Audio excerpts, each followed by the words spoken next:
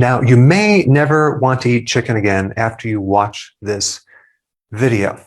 99.9% of all the chicken sold in the world comes from factory farms where they can grow a chicken within 42 days. That's less than 6 weeks. I mean, a full-grown chicken. Chicken is the most genetically manipulated animal protein that you can consume.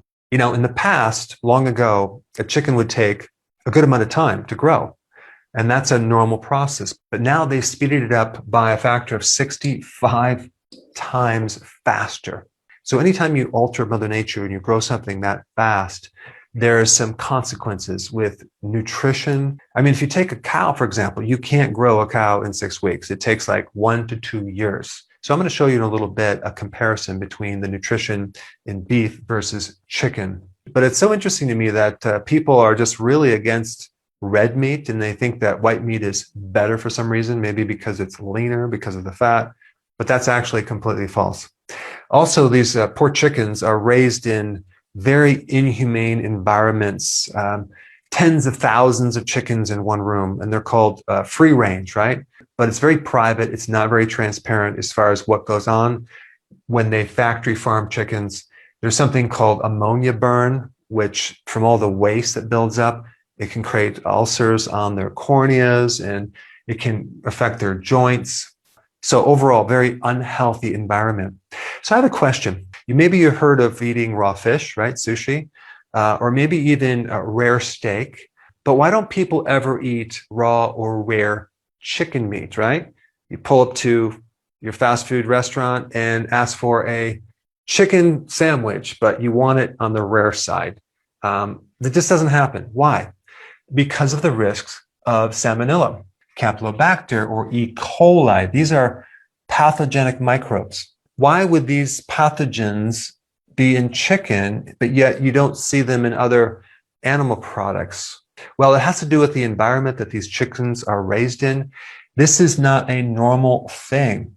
In fact, these microbes even grow within our body, and they don't harm us unless the environment changes and it becomes more stressful, and they can go from being neutral to pathogenic. So this is why when you buy a chicken from a grocery store and you're cutting up a raw chicken and you're using knives and you're using a cutting board and then you put it in the oven, right? You really have to sterilize the cutting board, your hands, the utensils that you use, the knife you use, or chances are there's a high chance you're going to have these microbes present, and then that can create a big time infection in you. But of course, everyone knows that you have to cook the heck out of chicken to make sure you kill the pathogens. Second question, why do they have to flavor chicken meat? And I'm not talking about going to Kentucky Fried Chicken. You go to a grocery store and you buy chicken breast in a package, they're raw. Look at the back of the label. Why do they add flavorings in the ingredients? That is because if they don't, it's not going to taste like anything, right? Well, why is that? Because of the way they're grown, how fast they're grown. They're grown so fast, the chicken doesn't have a chance to develop certain flavor chemicals. The third question, why do they have to add colorings to the chicken meats? That's right, they have to give the chicken certain pigments to change the color to make it look like healthy chicken meat, or else it might look a bit gray, right? And you wouldn't eat that. But I'm not kidding. They actually color chicken meat to make it look more appetizing. So unfortunately, they have this product that's grown in a very short period of time, very inexpensively. They have to flavor it. They have to color it. They have to make it look like chicken. But really, is it chicken? The real big problem with chicken, on top of that, is that chicken is very high in omega-6 fatty acids, especially compared to the omega-3 fatty acids, which makes it more inflammatory, okay? Very inflammatory. It's like 14 to 1. We need it to be 1 to 1, okay? But it's 14 to 1. It's pretty high. And there's something else you need to know. There's rendered ingredients. In this definition of rendered, that means you're boiling it or you're doing something to separate out certain parts of this product. You might be boiling off the fat or separating certain particulates out of something. So in commercial chicken feeds, okay, there's rendering products. And one is called yellow grease. Yellow grease. Now, what is yellow grease? Well, it's used cooking oil. And it definitely sounds better than deep fried vegetable waste oil or waste grease. They recycle deep fried seed oils that have been fried probably for weeks or months, and then they're going to recycle that back into the feed. So not only is the chicken consuming like things like soy and corn, very high in omega-6, but they also have this additional thing in the feed, unfortunately, because you can kill two birds. First of all, it's a hazard in landfills, right? So that way, why don't we just put it into the feed for animals, which we indirectly eat? So now you know why you can go to Costco and buy a chicken for $4. It's like $2 a pound. I mean, that blows me away. Now, I personally have about 16 chickens, and what I'm talking about is completely different than those chickens, which eat bugs all day long and worms and things like that. And I feed them fermented grains, no soy, no corn, not GMO. It's organic feed.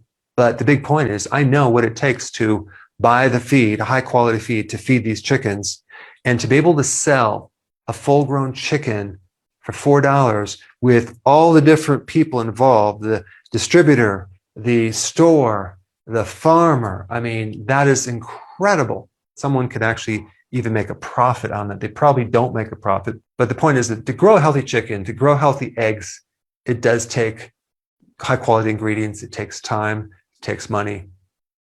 But unfortunately, people demand the cheapest food possible. And of course, you get what you pay for. And that's what I'm going to talk about in the next slide, low nutrition. So let's compare beef versus chicken. I'm not even really comparing grass-fed beef, okay, except right here. This is just conventional beef. If we compared grass-fed beef, which I will recommend a video at the end, it's a whole different picture. But if we compare, look at B12. We got 2.64 versus 0.3.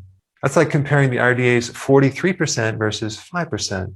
There's more zinc, okay? There's more iron. There's more potassium. There's more choline, which is good for your liver. There's more folate. And take a look at this. The omega-6 to 3 ratio should be 1-to-1. It's 14-to-1, right? With beef, if you take grass-fed, it's 2-to-1. If you take grain, it's 9-to-1. So you can see there's much less omega-6, the inflammatory oils, when you do grass-fed versus grains, because grains are very high in omega-6. Now, since we're on the topic of animal protein and a healthy protein source, you should really check out this video on some interesting research on beef. Check it out.